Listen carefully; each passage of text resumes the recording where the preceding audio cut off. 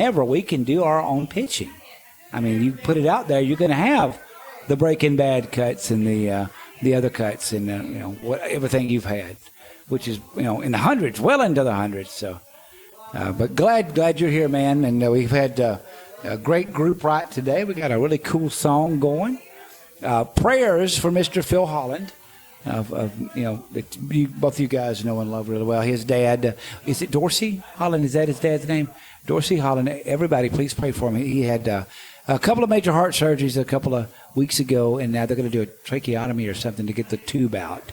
So he's still he's recovering, but it's still a slow go. And I think Phil stayed up in Nashville the entire time. But gosh, we had a great Midnight Madness show tonight. Miss Savannah, not Samantha, Chestnut. I am so sorry. I'll be sorry about that. All night long, I'll be dripping with guilt. I did not realize that. And I think it's kind of Mark and Jason's fault and the Russians. I think the Russians, it's their fault too. And Putin, yeah. It's their fault. They made me, say that name. But my gosh, we are on Facebook. I did the video a while ago, and it looks like I'm wearing a shoebox on my head. What is that? I mean, is it the angle of the camera? Is this cap that I'm wearing that big, Andy? I don't know. It could be your forehead. It looks like I'm wearing a shoebox. I mean, check this out, David. It looks like a dang shoebox. I'm wearing a shoebox on my head. It makes me smarter. But no, let's get to the show. I'm going to quit gabbing, but we've got a great show tonight, and this is going to be one of those fun ones. We were talking about it beforehand because, we just met our guest tonight, Samantha. I did it again. Savannah, when you were on the show, we just met that night, so that was fun. We don't get to do this all the time. Get to meet each other on the air pretty much and find out who our guest is. So Andy and I, I've told a little bit about you, and I've watched a couple of your videos and heard some of your songs, but we're going to find out a lot about you. I know you're a friend of John Carroll's. I know you're immensely talented. That's good enough for me, and everybody's going to love this show. Everybody, please make welcome from West Virginia, Mr. Dave Mininberg. Yeah. Thank you. Awesome, man. Hey, glad you're here tonight. How you doing? How has this trip to Nashville been for you? It's been really, really good so far. Whenever I come down here, I just try to pack everything in and get as much writing as I can and do as many little performances, write-arounds, whenever I can find. So got into town yesterday, and I got a chance to write with Eric Haynes. And some of you might know Batson Haynes, but I've written with him a couple times, and he's just awesome, and I learn a little something from him all the time. It's awesome. And then, of course, I'm staying with John Carroll, so he's just a great guy. And former guest and an immensely talented guy. I was telling you before we were off air, he doesn't know how talented he is, I don't think. He's immensely talented. He is very, very, very talented, and he's working on writing. It's more than just about the songs. He's writing shows and doing really cool things. So, and he's come up and played actually in Virginia a couple times, and I get to go out and see him, and he stays with me, and so that's more opportunity for me to listen and learn and hear, and it's just cool knowing somebody like him, man. Oh yeah, you hit the ground running when you come to town here. What's the schedule been like for you today? I mean, since you've been into town, for anybody else out there that's thinking about to start making trips back and forth to Nashville, what does Dave Mininberg cram into these trips? What is your day like? When does it start? What does it consist of, and when does it end? Well, I'll get up and try to take it easy for an hour, and then that's it. The rest of the day is pretty busy. Got into town yesterday, got set up over at John's place, and then I headed over and worked with Eric, and I probably got home at, maybe 9, 10 at night. And then I got up this morning, headed over and wrote with some guys in a band called Dorado, and they're just fantastic. These 5 guys are up and coming. They've done some work with Timothy B. Schmidt. I met him last year at the Eagles, Beach. Yeah, that Eagles, Timothy B. Schmidt of the Eagles. Yeah, and these guys, what's that? And Poco, that's right, yes. Poco. Gosh, how could I forget that? Yeah, man. And then so I worked with 3 of them today, and they just have a cool setup, and we just kind of sat around, and we were just pretty much rode all day, and then from there, took about a 15-minute nap in the car, and came down here. And then tomorrow I'll get up, and I'm working with Mark Allen Barnett. And then tomorrow night I'll be playing over at Bobby's Idle Hour. And then Thursday, I'm writing with David Taylor. And then Thursday night, I'll be playing another Right Around. And then Friday, I might be working with this young lady I met last time I was here. See if that works out. And she just moved here from actually Kansas, I think. Wow. And then Friday night, I'll be at the Commodore. Wow. And then Saturday morning, I'm gone, brother. See, it's gonna be just hit the ground running, cram everything, and that's the way to be. Is that when you're here, make every minute count as far as writing, as far as networking. And you had me at Mark Allen Barnett. I love that guy. I mean, that is the quintessential singer, songwriter, entertainer. I want to be that guy, and he knows it. So much to not to the restraining order, he knows it, but he knows that how much I respect him, and I look up to the guy. How did you and him cross paths? I had one of those great first nights coming into Nashville. Actually, I'll give you a little background how I ended up coming to Nashville. It's kind of a funny story. So I'd been doing this thing, singer-songwriter thing, and there's wineries and brew pubs and restaurants and bars and all that kind of stuff between West Virginia and Virginia. And I've spent a lot of years off and on in Miami, and I had to go down to Miami there for something. And I thought, well, I'm going to go swimming out here at South Beach, and it turned out to be one of those kind of gray days. But I was parking my car, and I needed quarters for them. And so I go into this little place, and I almost bump into this guy. And he looks up, and he says, "Oh, I'm sorry," and he backs up and lets me through the door. And I did a double take. Dang it, it was Billy Joel. I'll be dang. So I thought, man, I think I'm gonna skip my swim, and I waited outside a little bit. He came out later for a break and was just hanging out. And I said, "Hey, you mind if I pick your brain?" And he said, "Yeah, man, no problem." He's a really nice guy. And Yeah. so I told him what I was doing, and we talked because I'm a teacher, and he was teaching. He teaches up at Columbia University, and he was telling me how much he enjoyed it, and I was telling him I like teaching, and started telling him what I was doing, and he said, "You need to go to Nashville." So I thought, well, shit, Billy Joel tells you to go to Nashville. You go to Nashville. You go to Nashville. So, because I was like, what about Austin? What about, what if I don't always write country? He said, he kept saying, it doesn't matter. Nashville's, you got to go there if you write songs. It's the only place to be. So I sent something to Debbie Champion, and I did some research online, and she said, well, if you come in Sunday, and you sign up early enough, you can do an open mic. So I said, well, I'm going to go in Saturday just so I can introduce myself. That was the first time I ever came here. And she said, "Now, where are you from?" I said, "Well, I live in West Virginia." And she said, "You got to meet this guy over here." And she introduces me to Doak Turner. Yeah. Gosh. Now, Doak Turner, for those you don't know, he does just a zillion things around here, and he puts writers together, and he does just, if you want to know anything, you go to Doak's website. Music starts here, and he used to do the Nashville Muse. Yes. And he said, "You're from West Virginia. You're going to hang with me tonight." And he gives me a VIP pass, and it turned out I had no idea of any of this. It was the last night of Tin Pan South. So he takes me over to Sutler, and I hear these songwriters whose songs I have heard my entire life growing up. And there was this huge line, and he's like, no, you're with me. It's cool. Come on in. So, and he introduces me to Mark Allen Barnett. That was the second person, basically, and Mark starts telling me what he did.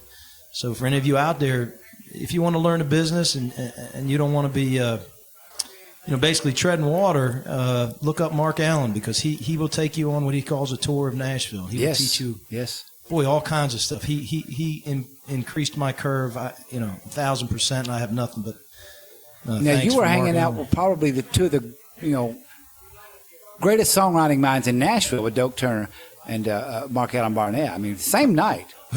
Right? How lucky could I be? And I met Steve Cropper, at the same night, and ended up chatting with him for a little while. Wow. So it was really cool, man. And he was a nice guy. And so I said, can I meet you? Let's talk. And so we went out and had lunch, and he told me what he did. And I said, well, I think, I got awfully lucky, but I'm going to hook up with you. Yes. And he taught me a lot, told me some things I should be doing, and pretty much everything he tells me I've done. And I work at it. So we've written some good songs together. And, it's just, after that, it's just hard work, right? Yes. Yeah, I was going to say, you two have written together, because what I looked up online you have. So how about playing us a song? Sure. Because David's going to start throwing change at me here if I don't. He's going to get you to, if the longer we talk and there's no music, David, he starts throwing pennies. And, okay. Pennies or peanuts? You know, you could tell peanuts. That would be awesome. Pennies Let me know when they're heading this way. Hey, we have a phone number to call in. Yes, we do, don't we, Andy? Area code is 845-584-1067. Area code 845-584-1067. And you can talk to us directly on the air and ask Dave a question. But right now we got the first song of the night for Mr. Dave Mininberg. All right. So this isn't a real complicated song or anything, but I'm going to play it because it mentions my friend and yours, John Carroll. Oh, yes. And we were over at the Hotel Preston doing a ride-around Matthew Snare hosts, and there was a young couple at the corner down. They were sitting there close by to the stage, sort of in the dark, but not really in the dark. And we've all been young and under the influence of alcohol. And they obviously had a lot of strong feelings for each other, and they were kind of hell-bent on making sure the rest of us knew that and demonstrating all that affection they had for each other. So that's where this song comes from.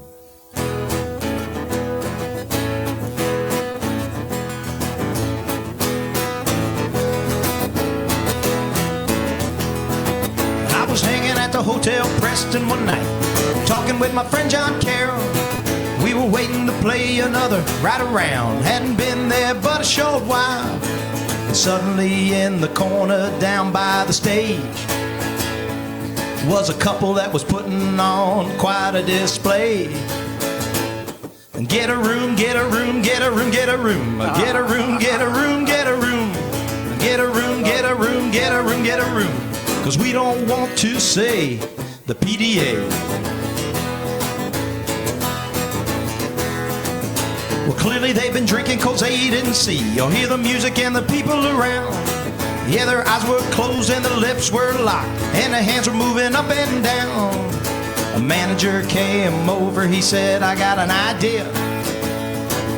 Before this goes too far, why don't you head upstairs and get a room, get a room, get a room, get a room, get a room, get a room, get a room, get a room, get a room, get a room, get a room. We don't want to say the PDA. Oh, no, we don't want to see that, man.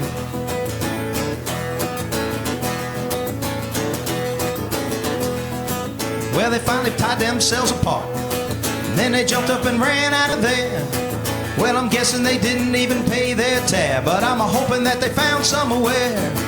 'Cause when you mix alcohol and new love, there's only one thing that you can think of. Get a room, get a room, get a room, get a room, get a room, get a room, get a room, get a room, get a room, get a room, get a room. And we don't want to say the PDA. Oh, we don't want to see that, man. Oh, go find a dark corner somewhere, or maybe a big van or something. I don't know. It's just making us all a little uncomfortable, so if you could go somewhere else, we'd appreciate that. Oh, Dave Mininberg, Nashville Night. I love it. Thank you. I love it. And now John gave permission for his name to be used. Oh, I called him up and said, are you okay if I use your name in a song? And he was at vacation with his folks, and he said, yeah. And so I sent him a quick voice memo with it. He's like, oh, yeah, I was playing it for my folks. Oh, I love it. You know, you mentioned John's name. You mentioned Mark Allen Barnett, Doak Turner, and another guy I love, Mr. Matthew Snare. What a wild and crazy and talented guy he is. And oh, my God. I'd love to have that guy on the show, but he does his show on Tuesday nights. I don't know if it's every Tuesday night, but he does it, on the same night. That's just that, right. And he's an actor? He's an actor, and he makes he's a sexy detective. I just want you to know That's that. right, he's a detective. I was trying to get Rebecca's attention. I want you to tell him that I said he makes a sexy detective on TV. He does. I mean, if you've seen, he was on a horror movie, and he was like the detective. Right. And, and wild and crazy, and talented. I love this guy. Matthew is like all in a suit, and he's got that detective scowl that they have on like Law and Order, and he's interrogating this woman, and, or she's telling him the story. I can't remember, but he's a great actor. And if you meet him right, he's the complete opposite. He's just open and fun and fun. Now, he's from West Virginia, I think, isn't he? I thought he was from Southern Virginia. I don't know. Is there a difference? We don't like their kind. Yeah.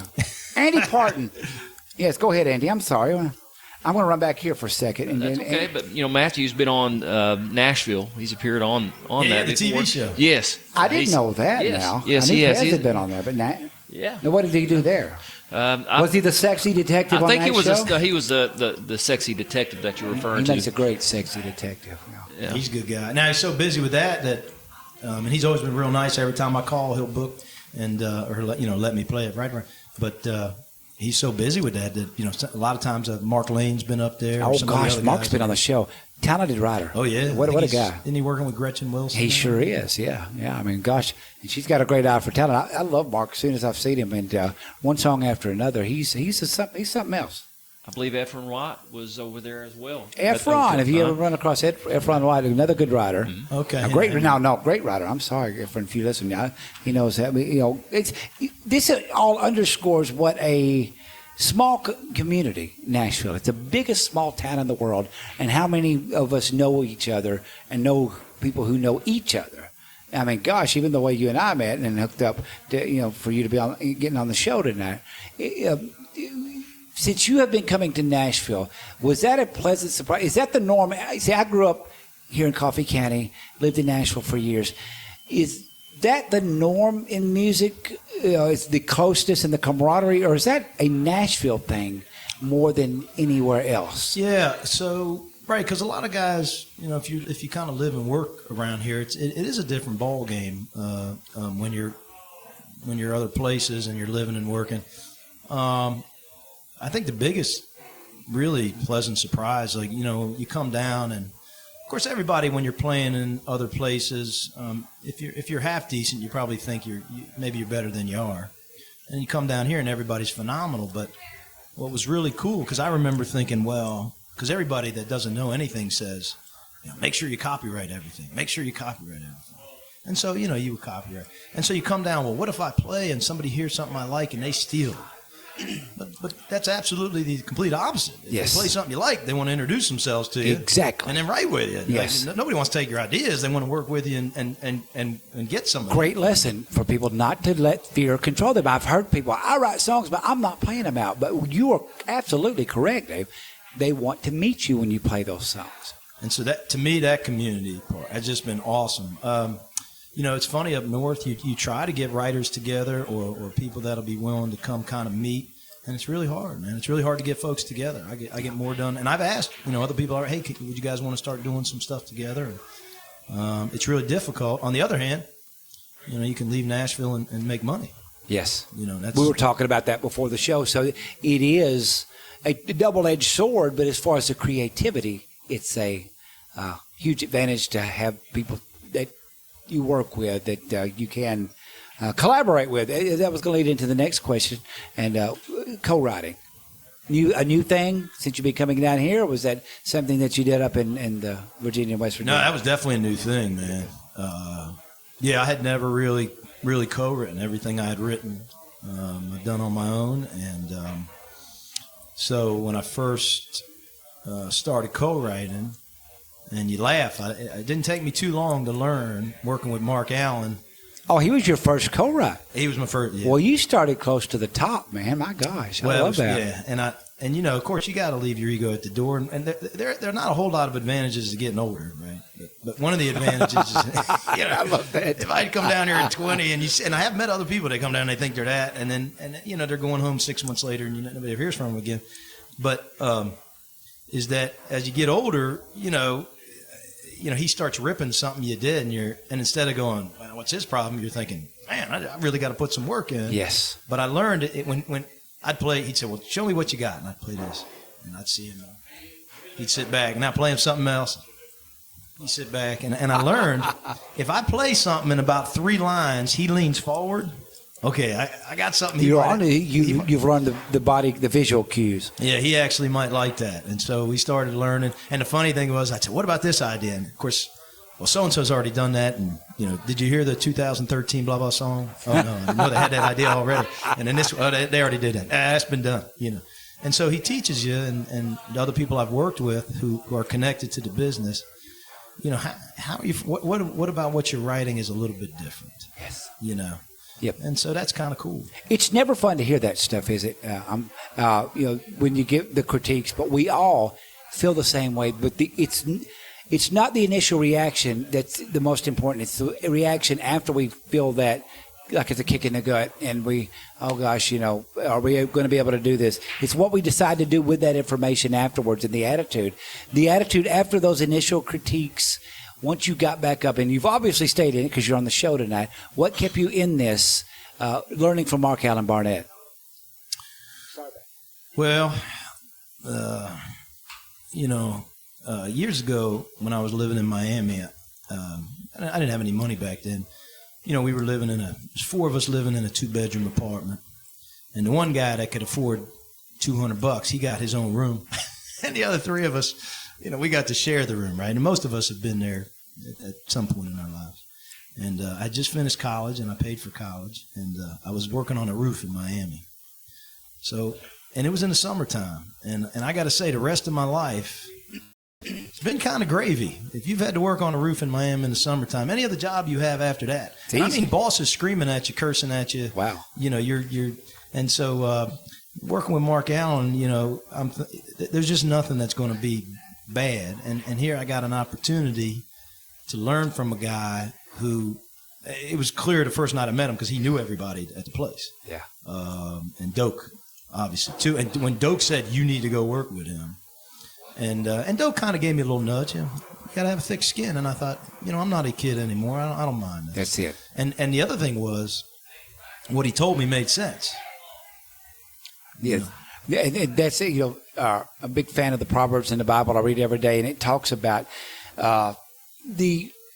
basically our attitude toward learning is everything. If we always accept correction, accept learning, we got great things in store. Can only lead to betterment of ourselves. We're going to touch on more of that after the break. Sorry, Andy. Hang on to that thought. We got our 9 o'clock break, our 9 p.m. Central Time. You're listening to the Nashville Night Show on the Nashville Songwriters Radio Network. You're listening to Music City's finest on the Nashville Songwriters Radio Network, NSRNlive.com. Hey guys, producer Brian, IT Guru here. Thank you for joining and listening to the show tonight. We're glad to have you with Nashville Night, hosted by Randy Fincham, and special guest. You're listening to David Mininberg talk about his latest going on in the music world here and how he's making it. And interesting story there about Billy Joe, meeting Billy Joe. So I'm enjoying it. Hope you guys are too. Don't forget, we got lots of things going on our station. Be sure to check out both of our affiliates, heatfmradio.com and wfmcjams.com. Lots of great stuff going on both stations. This Sunday, 26th, we will be doing our vinyl show, which we do once a month. February 26th. So be sure to check it out. It starts at noon Eastern time, goes to 7 p.m. Eastern. We're going to be having a great show. It's all records now, real vinyl. And we're going to be doing a lot of music from the 50s and 60s this month. So that's once a month we do that. So be sure to check it out. Let's get back to the show here. Oh, shoot, I missed my cue here. But we'll go ahead and get back to it here on, Nashville Night here on Nashville Songwriters Radio Network.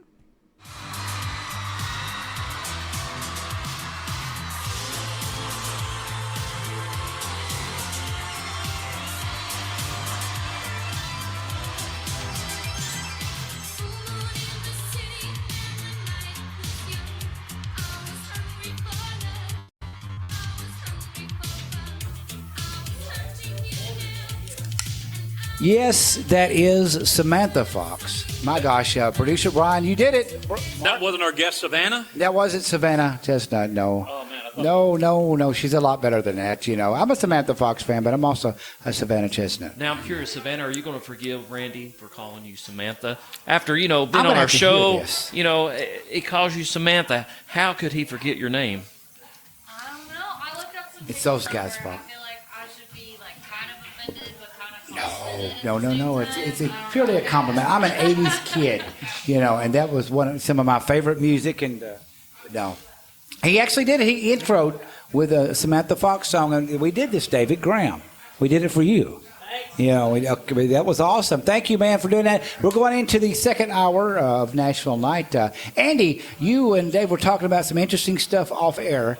We were, talking about writing itself, and he had mentioned to me about Merle Haggard making a point about a lot of his material that he wrote. There was some that he just threw on the floor and really he had no use for it. And then I'd added that, I find it fascinating that he's a teacher as well, and he's made the sacrifice to drive down here and actually be on our show. And I was kind of curious, before you became the actual writer, were you involved with teaching? And then was there at some point in that you realized, I've got to exercise this, so maybe I can teach my class a little bit about not being afraid to go after your passion, go after a dream and spot? Yeah, it's interesting you say that. They do seem curious about it. I used to sort of not talk about it as much. But in talking to some of the other guys, like Eric Haynes is also a social studies teacher, and he said, I talked to him about it. And I think you're right. It is kind of a cool thing to do. So I first got into teaching. I was always into music, and I sang a little bit in high school, and I actually played the saxophone. Oh, yes, I played that instrument as well, the tenor saxophone. I was my last year I did the baritone saxophone, but now that's a sexy instrument. Yeah. I mean, as far as the wind instruments, the saxophone is the ultimate. Is that a sexy instrument? Hey, I would say if Matthew Snare played it, it would be a sexy. That's right. We got some check-ins for you guys. Mark Allen Barnett says that tell Dave Mab we'll see him tomorrow. So you guys are working together. Can we say lucky? Yeah. My gosh, man. Mr. Mark Allen Barnett, I'm liking that. David Norris, hey, congratulations. I love you, brother. David, good to talk to you again. Nancy Goodman. And Nancy, she's a very big supporter of the Nashville music community. She's on, her and her husband are extras on Nashville a whole lot. She's sharing this. Judy Reed, starting out there in Tahlequah, Oklahoma, listening. Lori Dodd down in Tullahoma. Scott Southworth, the Music Row Show. If you've ever met, I got to play a gig with Scott the other night. Andy was there. We love you, man. He's listening. Frank and Cheryl McNanny. Love you guys up there in Pennsylvania. Shirley, East Tennessee. John Stingle. Tommy Darricott. Lisa Wilkes. Sandy Harvey Hawkins. Micah McCarley. Oh, is somebody calling in? What is this? Back to more great music and interviews on Nashville Night. Now, producer Brian, did I just waste that whole 5 minutes I was talking and I wasn't on the air? Okay. We did miss that then. Okay. Chad Johnson, Judy Reed Sarton, Tessa Fink, Mr. Larry Scroggs, who's going to be on the show here in the next few weeks. Love you, man. And Sherry Dugan Nichols. Thank y'all for listening out there in the radio land, internet radio land. And we are on WFMCJams.com. One of the coolest stations ever. And Heat FM Radio up there in New York City with Mr. Chris Cataldo. Yeah. Music City? No, you said have some music. Okay. Well, Andy, what you guys were talking about, and I got the gist of it because I was running around, you really have to write a lot of songs to get, because even the greatest of songwriters wrote a lot of songs we'll never hear. And if we heard, we would say, Merle Haggard wrote that? It is not a game, but it is a craft of repetition to fine tune, isn't it? And is this something that you've picked up from Mark Allen Barnett? One of the teachings, is that what he taught? It's going to be something that you have to keep doing over and over again, and you'll see the improvement. Yeah, I'll give you a quick story, and then I'll play another song here. So before David hits me in the back of the head, my namesake, yeah. He doesn't hit any more pennies in your head. But one thing I learned was you don't just throw it out there because it's a good idea and then walk away from it. You got to keep coming back to it, and you sometimes you can get too much. But the truth is, the little words, the little things that make that bring the image to the mind, and that's what Mark Allen really has really helped me out with a lot. And now that he's taught me more of that, I listen to, like I was just listening to Savannah's song. See, now you almost got me saying no. See, everybody's going to call you Samantha because of me. I'm. How can I live with myself? Go ahead, though. But I'm listening to Savannah's song about the trailer park, and you're hearing the detail. You're hearing the story. Yes. So he's helped me with that. And this next song, actually, this is kind of a cool story, and it's on a YouTube video, and it's called My Second Mom. And I was very fortunate enough. Tim Carter at Carter Brothers Studio invited me to make this song there. and Mark Eaton and Scott Simpson from the Oak Ridge Boys are play on the song, as well as Dan Sherrill from the Carter Brothers Band. And this was a song that Mark Allen, I would never have written it without him. My best friend's mom growing up, she was just a great lady in my life, and they had one of those houses you went in there and nobody knocked, and you went in the fridge and you just felt home. Yeah. And you would just have these great conversations around the table, and she got really sick, and I had always wanted to write. You know, that's what we do, right? We write about people we know and the experiences we've had, and I wanted to write something for her. And I had been working on a song. I just couldn't do it. And when I got down here, Mark asked, "What are you working on?" Some other ideas. And I said, "Well, I got this one." And I played what I had. And he said, okay, some good ideas in there. And that's when he leaned forward, right? See, when Mark Allen leans forward, I know he's liking what I'm doing. Was that the first lean forward you got? I was like, whoa. This is the first song we wrote. Yes. Yeah. And I told him the story. And it was a few hours. And finally he says, "What else can you tell me?" And I said, "Man, I don't know what else you want me to tell you. She's my second mom." And like when I said that, you could see his eyes light up. And then it hit me. That's the hook. That's what we're going to write. And she was able to hear it before she passed away.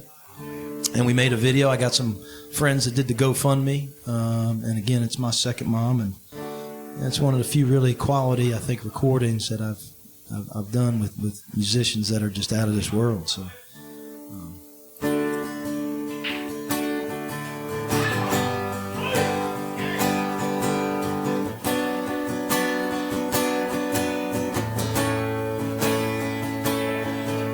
She lived around the corner from where I live, mother of my best friend, and over there was my teenage oasis.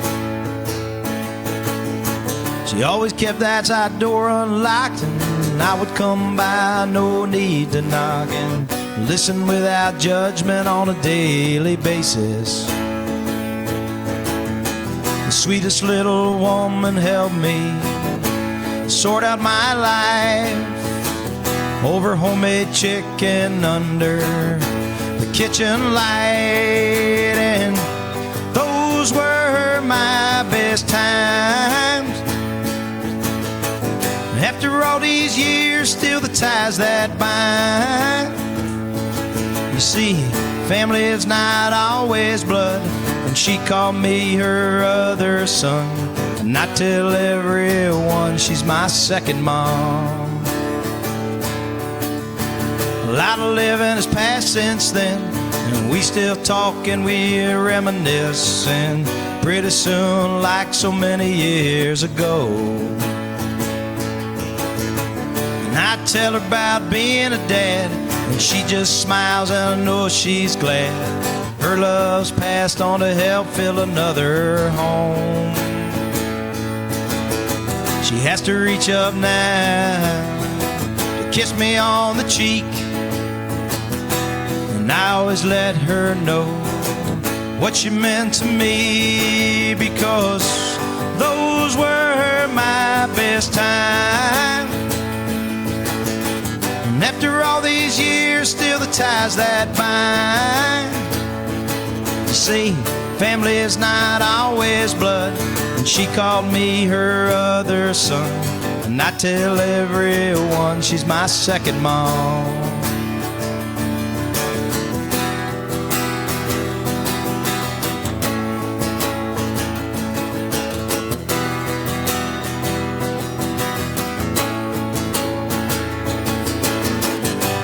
Those were my best times.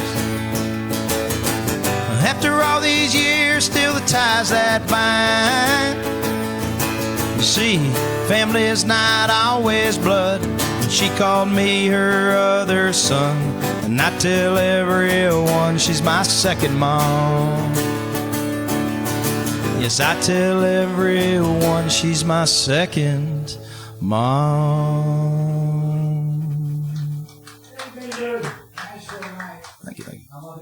Particular lines stick out. I just heard it 10 seconds ago. Family's not always blood.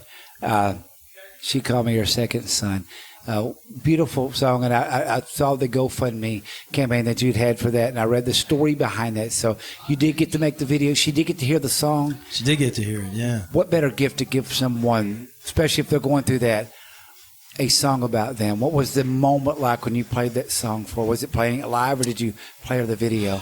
Actually, I had finished it, and it was sent to me, and we posted it.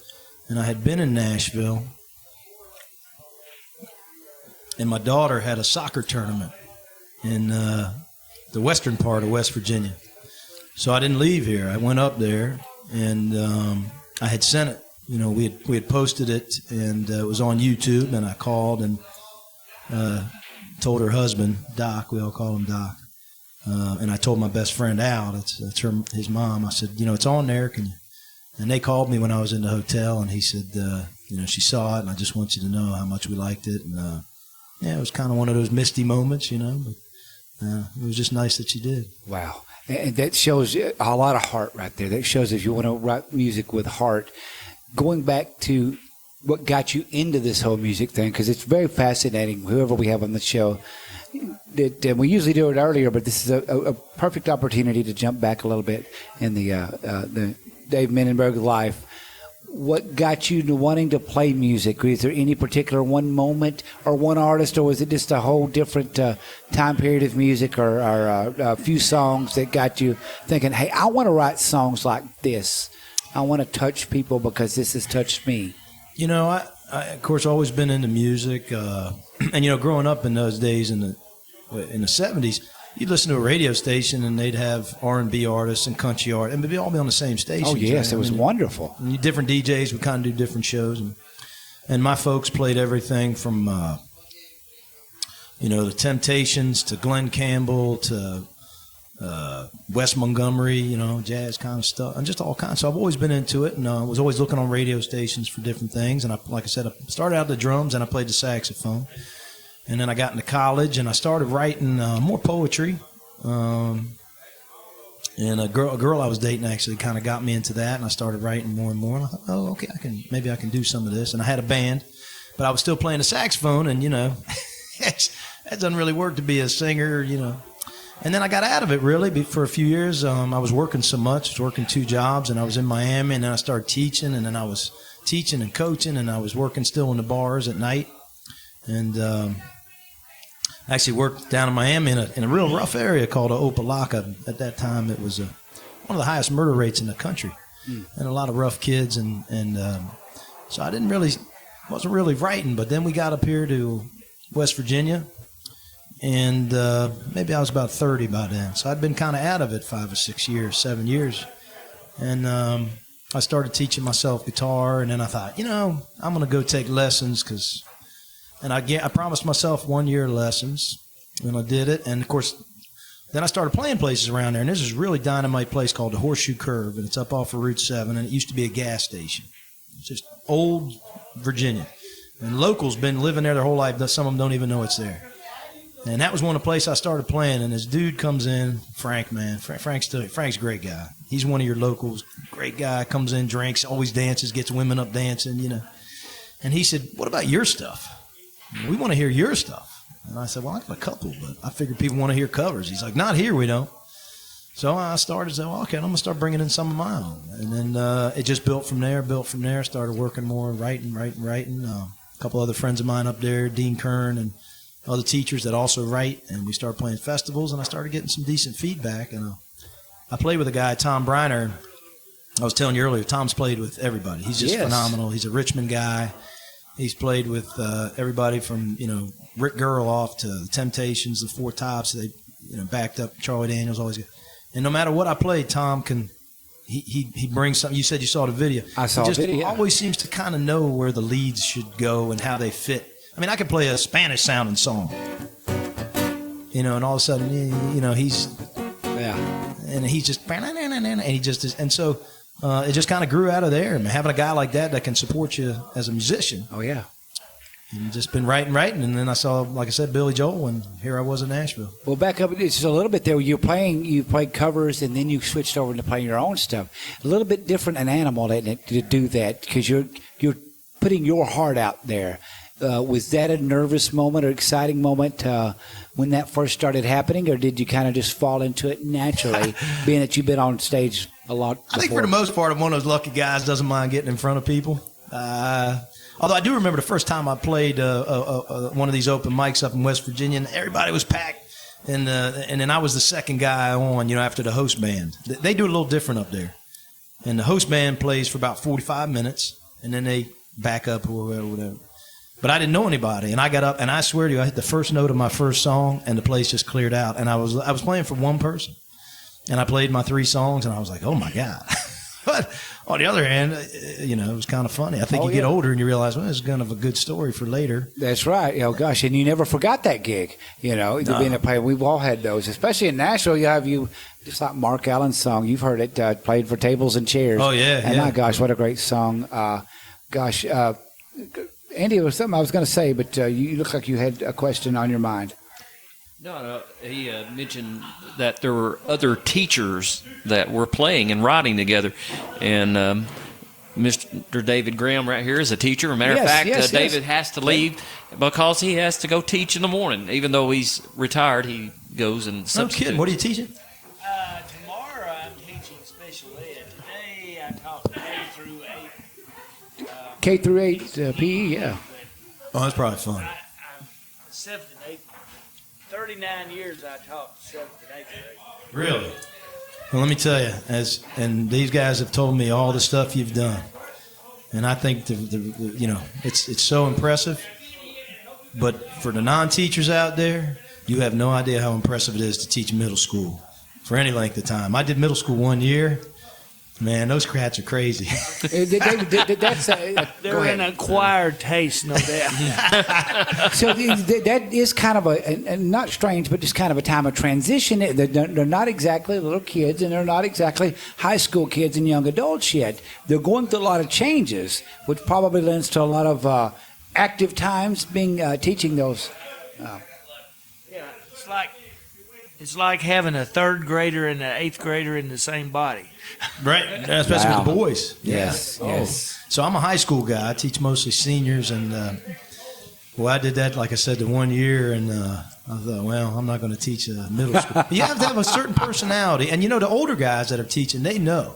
Like the older guys said to me, "You're going to be good with the older kids." Like they could tell, and I remember thinking, "What is it?" But again, I was young, so I took offense. But then I got older, and I realized, I know exactly what they mean. I'm kind of a laid back guy. I don't give out a ton of rules, but with the younger kids, you really need to be very, you move from one thing to another. You have to have really good plans. Everything has to be very organized and prepared, and that's just, I never thought about that. It does, the age of the student, whether it be early teens or getting mid-teens and on up there, it does affect the lesson plan, doesn't it? Oh yeah. Wow, never thought about it. If you did it 39 years, you must have been phenomenal at it. And I don't say that, and I've got I got a friend of mine, 2 friends, and he was a coach forever, and she was a teacher for 46 years. Wow. And was still phenomenal at the end. And the only reason she got out of it was because of the BS you deal with now unfortunately, with some of the boards. But Producer, you must have been really good. Oh, wow. Producer Samantha, did we have a phone call? Producer Brian, do we have a phone call? We have a phone call. All right. You are on the air, the Nashville Night Show with special guest Dave Mininberg. Who's calling? Hey, this is Mo. It's who? Mo. Mo. All right, Mo. Where are you calling from? Yeah, I just wanted to say I'm a huge fan of David Mininberg. But I just had 2 questions. Okay. Ask away. All right. What do you think about the Dolphins next year? And can we move our package to next week? What do we think about what? I'm sorry, it's getting a little loud here in the background. I think they're having a passionate discussion behind me. Repeat that first part of the question one more time, and we'll get both of them back to back here. What do we think about what this year? The Dolphins. Oh, the Dolphins. Okay, is this a friend here? Must be, man. Yeah, I'm a Dolphins fan since I've been we lived in Hollywood, Florida when I was about 3 3 years old, man. Well, let me ask you guys, Mo and Dave, being that I know Dolphins had a pretty successful season this year, getting to the first round of the playoffs, or the second round. I think they won the first round. They lost. So lost to the Pittsburgh Steelers. But where do you guys think they're heading? They seem to be heading in a good direction. Difficult division. You're in the division with the freaking Patriots, so you kind of have to resign yourself every year to not winning the division, not yet, till the tide changes. What do you guys, Mo, you being the guest of the guest here, where do you see the Dolphins going next year? Super Bowl. I would love that. All right. Yeah. And, my question.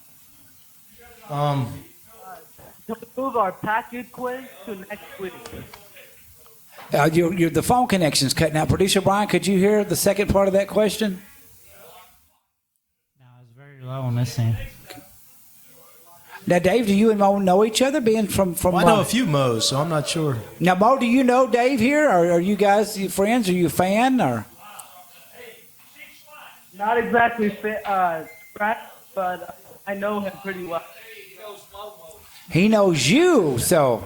I know who this is. Man. Okay, so this is... this is one of my students, I Well, I'll think. be dang. Is that who that is? Yes. Now, hey, Mo, tell us about Mr. Mininberg, the teacher, that we haven't really touched on tonight. Can you tell us about that? Yeah, he gives way too quizzes. Too many quizzes. Too many quizzes. It's AP, man. Wow. It's AP, yeah. Wow. I give a lot of them. Now, so Really, he's a great teacher. you're a great teacher. It's good to have that. So the students call in, they must really care about you and think a lot, especially if they're calling in and telling who they are and saying great things about you. Oh, man, I know who this is. He's a great kid, man. Just an absolute great kid. He's funny, and he always participates. You ask him, he knows what's going on, man. I tell you, I get so tired of. I hear a lot of people. You see comments on Facebook or whatever, and they talk about American kids and they're lazy and they're this and they're. And I always say, and I always respond the same way. Come into my classroom. Come into this school one day, and you see how hard these kids work. That kid right there probably gets up every day, goes to school all day, and after school, a lot of these kids have activities. They're either in the band or they're playing a sport or they're doing something, and then they go home and they do 4 hours, 5. They don't go to bed till 11, 12 at night. And they get up and they do that same thing the next day. And that's a 16 or 17-hour day. And they do it day after day after day. And if you don't think American kids are working hard or that they are smart, you need to come in to see some of these classes, particularly some of these AP classes, man. Yes. They will blow your minds. They are smarter than we were. They are held to stricter standards than we were at their age, weren't they? In some ways, yes. And in some ways, we give them a lot more freedom. Yeah. And I think that's where the criticisms all become because, they make mistakes because they're given a little bit more freedom. But, you talk to people, and that's one of the things that makes America great is we let these kids explore. We let them learn. One of the reasons we beat the Germans in World War II, and I don't want to get too far off topic here, but our guys knew how to fix their tanks. We're tinkerers by nature. Yes. These guys figure stuff out, man. That's what Americans do. And that kid right there, he's one of them. There's a ton of them. They're just awesome. Well, that's awesome. Now, Mo, were you a Dolphins fan before being in class with Mr. Mininberg here? He's I'm not actually a Patriots fan. Oh, my gosh. Now, and you two have nothing but nice things to say about each other. This is unusual. Yes. But for listening in tonight. Oh, yeah, they should get extra credit That's points true. for listening That's a great in. point, Cynthia. Now, Bo, you didn't hear that. Cynthia Irish, the owner of the Last Chance Saloon here, suggested to your teacher there that everybody should get extra credit points for listening in to the show. I'm in with this. Yeah. Gosh, I think it's unanimous. Well, he here. can prove it, but I don't know how the others are. Well, he can't prove it These 'cause guys are going to the best colleges in Virginia. They're going better than any place I could have gone. Now, okay, it's break? Is it winter break or is it spring break this week? Or we originally are we April? So this is just one of the mid semester breaks. I called in sick. Oh my gosh! Yeah. Did you just hear that, Mo? Did you just hear what he said? No, they know. Yeah. I call in sick all the time, too. There you go. Hey, if the teacher can do it, so can you, darn it. I don't mean that. But, hey, Mo, thank you so much for calling. And I'm going to pull for the Dolphins. I mean, the Patriots, what have they won? The last 25 Super Bowls, something like that. It feels like that. Okay, Yeah, 2-year okay. contract, right? You know, you cannot deny though the Patriots, Tom Brady, and what Belichick has done, salary cap era, to have a dynasty, especially during the salary cap area, is just phenomenal. Era, it's just phenomenal. I love the Dolphins. My late father was always a Dolphins fan. Dan Marino's my favorite quarterback of all time. Nice. I mean, because the guy could flick the ball 60 yards, but. Man, what a division! What a division! And last 2 years, I've got to forget about the Jets, so that's always a good thing, you know. Thank you, Mr. Mo, for calling in. All right, thank you. All right, buddy. I'll see you on Monday. Now that has to be pretty gratifying when a student calls in and has nothing but good things to say about you, you know. You know, for all my friends, if they're listening, and the teachers out there, you know, teaching's one of those jobs. Like, you write a good song. You see it. You know, I used to build decks and do other stuff, and you see it.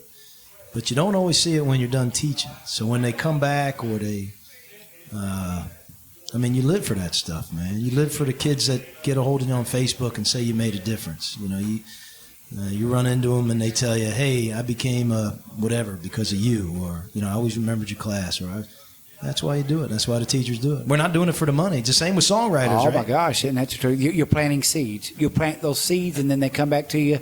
I'm sure it's happened to you many years afterwards. Sometimes you'll see somebody that you said something to me I'll never forget, and you don't remember exactly, but they remember everything you told them and everything you taught them, and that stays with them. And that's God's work right there. But that's what we're supposed to do in this life is affect others and to build up others and to give others knowledge. And music is a perfect accompaniment of teaching. It's the same thing, you know, in a different way. It's a performance. A performance, yes. Awakening. You know, Dead Poet Society. Saw the commercial for that. The old commercial for that Robin Williams movie came out. He awakened their minds. He awakened their thirst for learning, which we touched on earlier, which serves you in so many different areas. So I'm curious. Was there a particular song that you were thinking about playing because there was a possibility that some of your students were going to be listening? No, but there might have been a couple songs I was probably thinking I shouldn't play. It's like the jokes we tell in class. Oh, my gosh. And the kids are always like, oh, that's like a dad joke. And I'm like, well, you know, I actually have a lot of good jokes. I just really can't tell them to this audience. Say, call me up when you graduate, and I can tell you the good jokes. And I'll sing you that song that's got the dirty lyrics. Yeah, well, how about singing another song then? All right. It doesn't have to be dirty. I don't know how this is going to come across with the, because I'll pick it so it's a little quieter here, but because we're talking about teachers, this is a friend of mine, and, you know, she just has one of those lives, and I've said to her, because I write about friends, and they come out and they hear the songs, and I said to her, you know, one of these days I'm going to write a song about your life. It's pretty incredible. And she's a teacher now. And she came from nothing. And she'd come and hear me play, and she'd say, when are you going to write my song? So I said, you know, I know the basics of your life, but can you write something up and send it to me? So she said, yeah. So that's where this song comes from.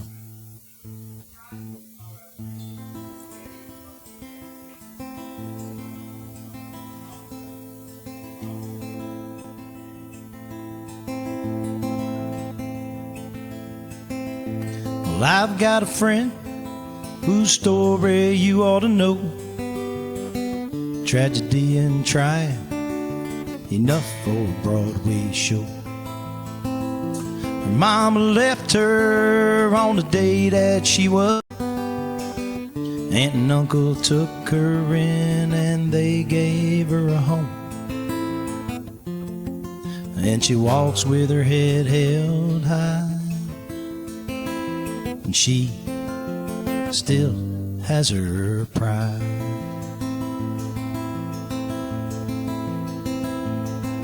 By the time she was 6, they had gone their separate ways.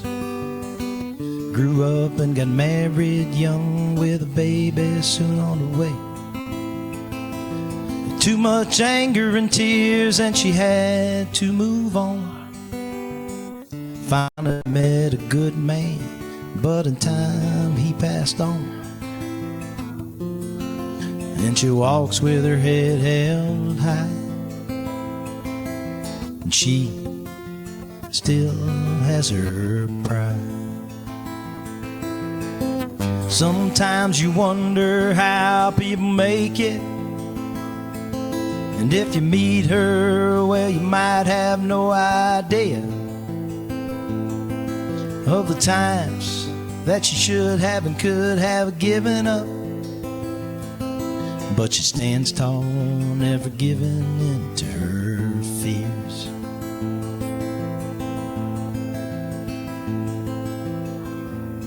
Turned to school and decided to give back.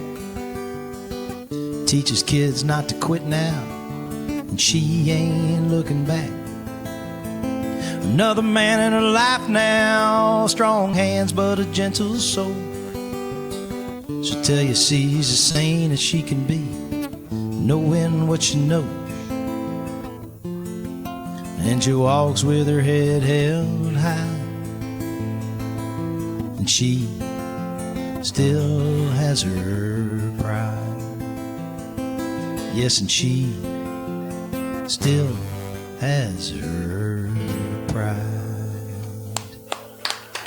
Dave Mininberg, Nashville night. Oh, I love that. I love that. I love that. And please hold on to that thought, because I want to ask you something about that song. But it's time to go through what goes on in one exciting week every week here at the Last Chance Saloon, 8144 McMinnville Highway, between Manchester and Morrison. No, Manchester and McMinnville in Morrison. So, MMM. Just remember Manchester, Morrison, and then McMinnville.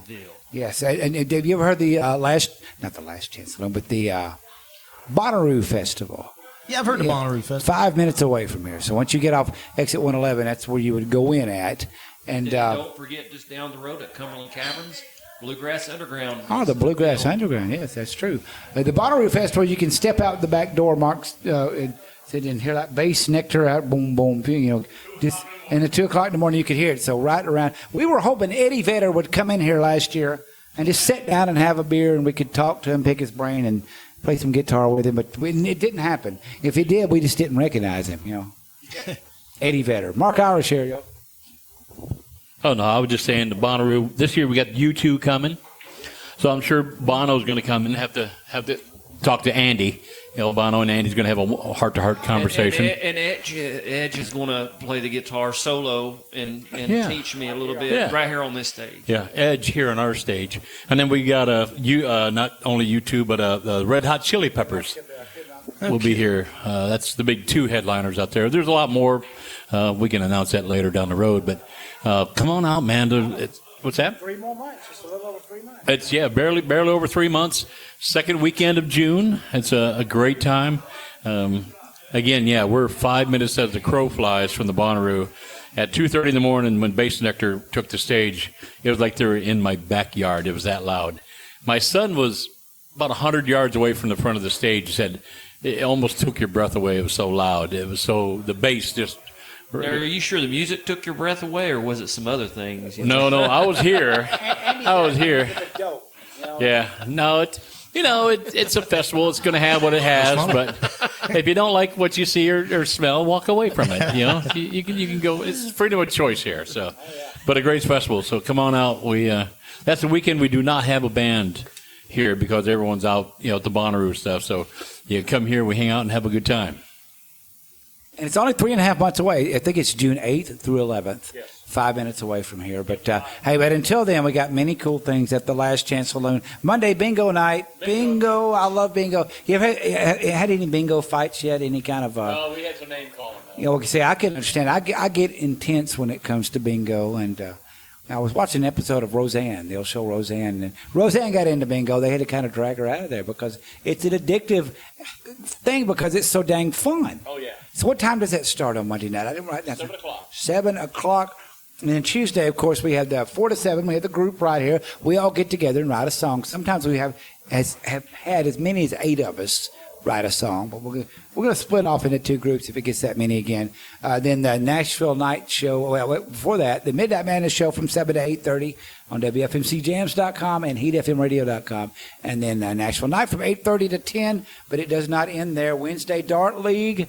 Gosh, Last Chance Saloon took first place in both divisions here lately. Divisions. We took first place in 2 of them. I took first place in 2 of the 4 divisions. A and D. Can you say kicking butt, man? My gosh.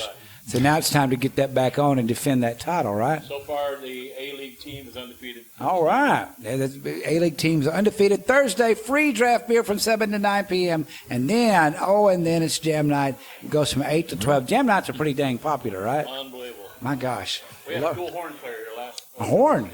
That's awesome. Horn player here. Man. So we were playing Chicago stuff. Playing to Chicago? Now, that has to be some fun stuff to drum to, right? Oh, man. We did beginnings.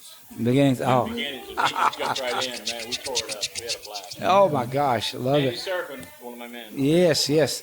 Mark's a drummer. Oh, okay. You just get that drummer vibe from him, you know? Surfer or drummer, you know? And it's Surfer or dude. Have you seen that documentary on Chicago? No, and I've been trying to find it. Dynamite, brother. I heard about it. I'm a huge Chicago fan. I had a chance to get to see them live way, way, way back when Terry Kath was still alive. The problem of it is, I think it was a Don Kirshner's rock concert showed them, and they were horrendous bad. Horrendous bad. So I had tickets to go see them, and I'm like, well, I'm not going to pay that money to go see that. That was bad. And all my friends went to it and said, oh, dude, it's like the coolest concert of all time. Yeah, very cool. Great, thanks. Is that the luck of the Irish? Yeah. That's the luck of the Irish. Yeah. Remember that? Your final day. And John Bonham. I had tickets to go see Led Zeppelin. Oh, man. And I got called to do something. I can't remember if it was work or gig. I remember this. And I said, I'll catch them next time around. And there was no next time around. John That's what I passed did with away. Stevie Ray. Did you? See, I never got to see Stevie I Ray. turned it down because I was working my butt off, and I was like, well, I'll catch him next summer. No, next summer. Yeah. He's my favorite guitar player. He's my favorite guitar player of all time. Terry Kath of Chicago is number 2. I just thought they both played with so much heart and soul. But I have been rubbed my nose in that I have not seen that Chicago. I even went on Amazon to see if you could buy it on Amazon. I couldn't even find it on Amazon. I want to buy the stupid thing. I want to have it. So now I did buy the Leonard Skinner one I was telling you about. I did buy that. It should be in the mail any day. But Chicago, great band. But I got to meet Danny Seraphin about 9 years ago. And the band he had playing CTA for California Transit Authority, the band he had that night, I mean, he had people that played with Madonna. He had people that played with Rufus. Pat Benatar was all his musicians on stage. A killer band. And they did half Chicago stuff, and they did half of Rufus and half of Madonna. It was just a good show. If you get to see CTA with Danny Seraphin, the original drummer for Chicago, please do. It's not just a Chicago concert.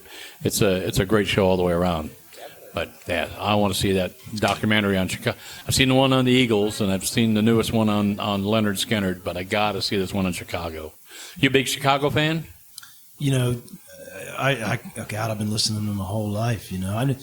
I wouldn't, you know, they were always just one of those bands that every time they come on, you listen to. You know, I got to tell you, to me, Chicago, and, you know, I don't want to discount anybody, but they're one of those bands like, you know, with Bob Seger for years and Tom Petty for years. They just always put out really good stuff. Yeah. And it's just like no matter what you listen to, you're like, man, that's just great stuff. And they Good stuff, yeah. just year after year after year. Yeah. Well, I mean, them and like Steve Miller, and you're right, Tom Petty. I mean, you don't realize how many hits they have until you get like a greatest hit CD. Or I was stunned when my son gave me the 30th anniversary of Tom Petty when he was back down in Jacksonville, did that 30th anniversary. And it was a DVD, and I had it on in my guitar shop, and I just had it on as background noise. And I went, oh, that's a good song. Oh, that's a good song. That's a good. And I was like, Warren, the whole album, the whole video was. Man, I didn't know he had that many hits. Same way with the Steve Miller band. I got the Steve Miller reunion after like 50 years or something like that, one after another, and you're like, did they have that many hits? And don't forget Hugh Lewis in the news. Oh my gosh! You cannot forget Hugh Lewis in the news. Yeah, and if you're a saxophone player, I mean, I had the whole ensemble up there. You know, you had each one. You know. Yeah, but Chicago, way ahead of their day. The first album when they had freeform guitar, that guitar solo where Terry Kath sounded like he's race cars and stuff. I was like 12, and I heard that just by accident, and I went like, oh, I didn't know you could do that.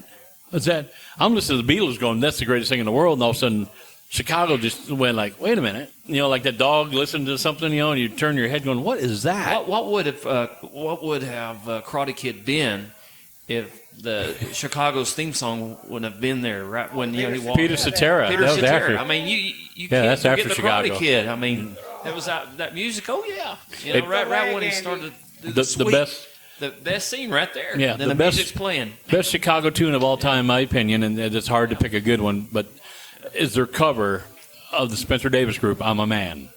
Yeah. When they did that cover, I was like, oh man.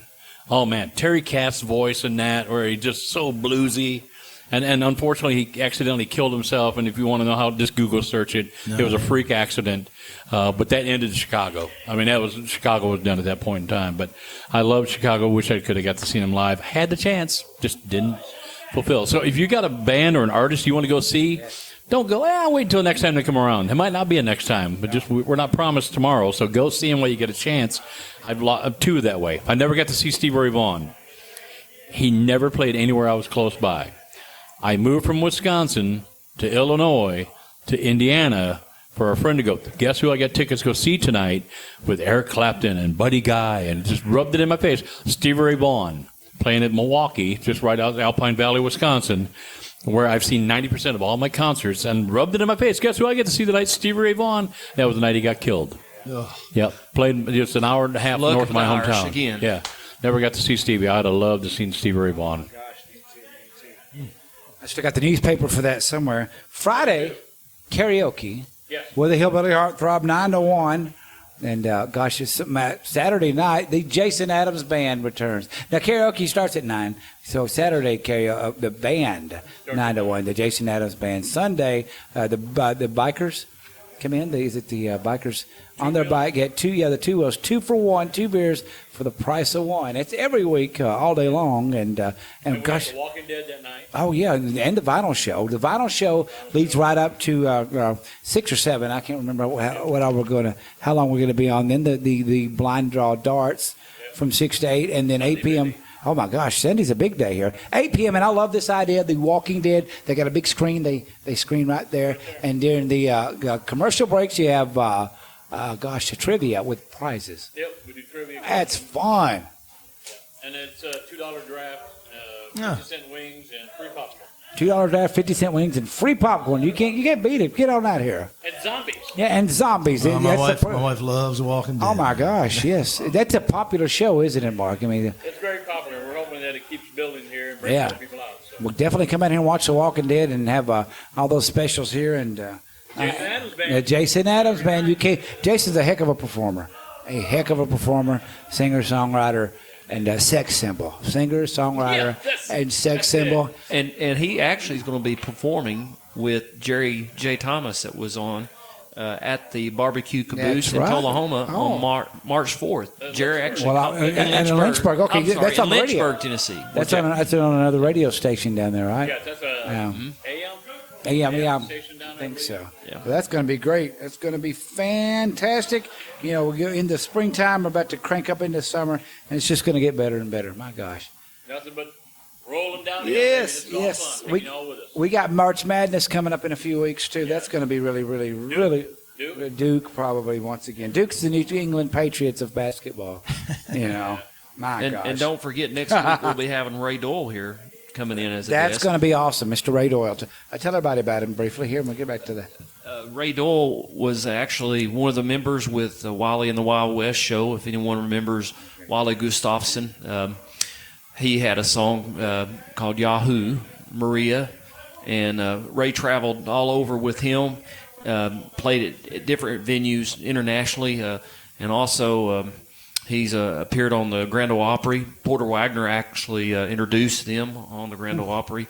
But he is a phenomenal writer. He was WMA Songwriter of the Year in 2008, and also he had the Album of the Year in 2008 as well. He has written with many impressive writers in California. He now lives in Nashville. And Mike Freed, who was the original steel player with Wally Gustafson as well, he'll be hopefully accompanying him this coming Tuesday here. So we've got some more great acts coming to the Last Chance. If you're a songwriter, performer and you want to be a part of this, get in touch with us. We want to hear your material because we'd like to have you here just as well. We've got David Mininberg here tonight. It's been great, and we're looking forward. It's not over. We still have more time tonight, and we're looking forward to hearing some more of his music as well. Perfect segue. How about we get into another song and tell us about this one, Dave? Well, this one you actually asked me about earlier. Yes. So, gosh. I had a song I wrote that was basically about having a whole day off. And if you get real busy sometimes and you start running 14 and 21 days in a row, and sometimes you just need the whole day off. So I wrote that song, and I played it at a place, and a guy, he's a friend of mine, was out there.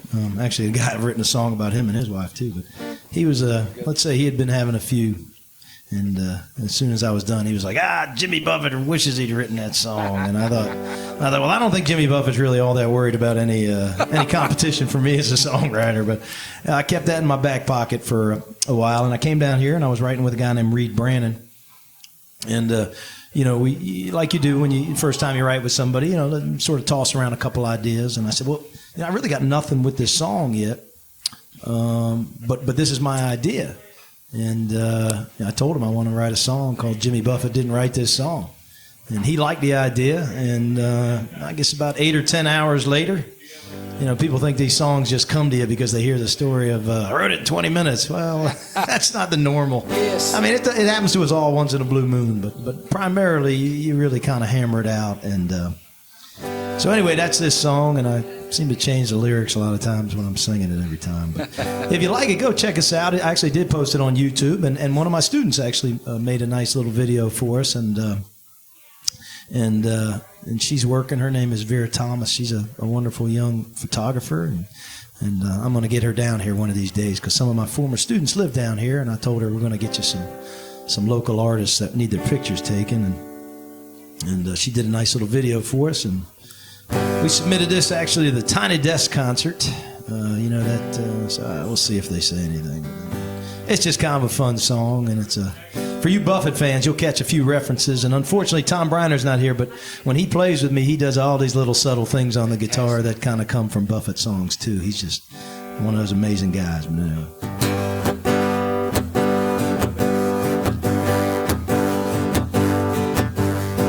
Heading down to A18. Mile marker 48. Turn left past the trailer park, second story tiki bar right beside the bay. Bartender brings me a drink, some wicked brew that she just made. Got an oceanfront view from this bar stool, and I feel like I'm wasting away. Jimmy Buffett didn't write this song, the kind that makes you wanna leave your job, sip another straw with alcohol. Somewhere it's always 5 o'clock, next to a pretty smile with long tan legs, stealing glances and giving me a wave. I think I feel a headache coming on, and Jimmy Buffett didn't write this song. The sun's sliding down the sky, spring breakers getting high. A local legend shows up, he high fives and fist bumps, selfies with another guy's wife. And Jimmy Buffett didn't write this song, the kind that makes you wanna leave your job, sip another straw with alcohol. Somewhere it's always 5 o'clock, and there's a pretty smile with long tan legs, stealing glances giving me away. I think I feel a hitter coming on, and Jimmy Buffett didn't write this song. And I met him in Miami at Tobacco Road so many years ago, and he sure seemed nice, he inspired me to write. But I just want you to know that Jimmy Buffett didn't write this song, the kind that makes you wanna sing along, sip another straw with alcohol. Somewhere it's always 5 o'clock, and there's a pretty smile with long tan legs, skinny dipping out there in the waves. I think I feel a hitter coming on, And Jimmy Buffett didn't write this song. I think I feel a headache coming on. And Jimmy Buffett didn't write this song. Yeah. Dave, Mininberg, Nashville Night. First of all, did you meet Jimmy Buffett? I did meet Jimmy Buffett. Miami? There was an old blues bar in Miami, and anybody that's ever been there knows it's called Tobacco Road. And it was right off of South Miami Avenue, and I lived in a little condo there right on Brickell Avenue. You remember the old Don Johnson, Miami Vice with Philip? Philip. Yes. So that opening scene, and they had that building with the square cut out of it. Well, we were in the next group of buildings over, a little, 800 square foot apartment. And I worked in this bar, Tobacco Road, and it just seemed like one of those cool local places, and people would always come in. So, I served beers to Quentin Tarantino and Slash. Matter of fact, Slash, the manager, was like, can you keep an eye on that guy? And I didn't know who he was because you never saw his face in those days. He always, so I thought she wanted me to card him, because he looked young at the time. But anyway, he came in. Jim Belushi was in there. But they had this just phenomenal house band led by a guy named Graham Wood Drought. And the band's name was Iko Iko. And the musicians in the band were phenomenal. A guy named Ron Jubla, who's a session guy, sax player. He just played with Joe Bonamassa on Red Rocks. Oh, wow. And this guy, a couple other guys, Doug Leibinger was a great bass player, and Stuart Jean, who's a drummer, and I see him all there in California now. But and Larry, the guitar player, he was a great guy. Unfortunately, he's passed away. But we went. They were working as Jimmy Buffett's pit band for the. They did the play "Don't Stop the Carnival" based on the Herman Wouk the book. And actually, that night, my wife and I had gone. And driven down to the Keys. I used to have a 75 Caprice Classic convertible, and I was teaching in South Miami, and it was a Friday, I think, and my wife, she's small, so she would lay out in the back seat in her bathing suit, and we'd head down to the Keys, and we went down there, and that was the night I proposed to her. So we were coming back, and I was teaching and moonlighting at Tobacco Road, and we were coming back, and I remember saying, should we go tell the folks at the road that we got engaged? And she said, yeah, let's go tell them. And it's a real small place. I mean, it couldn't be a quarter of the place of this size, this place. And we get there, and, of course, the few tables are already taken, and Iko Iko's playing the house band. These guys are great.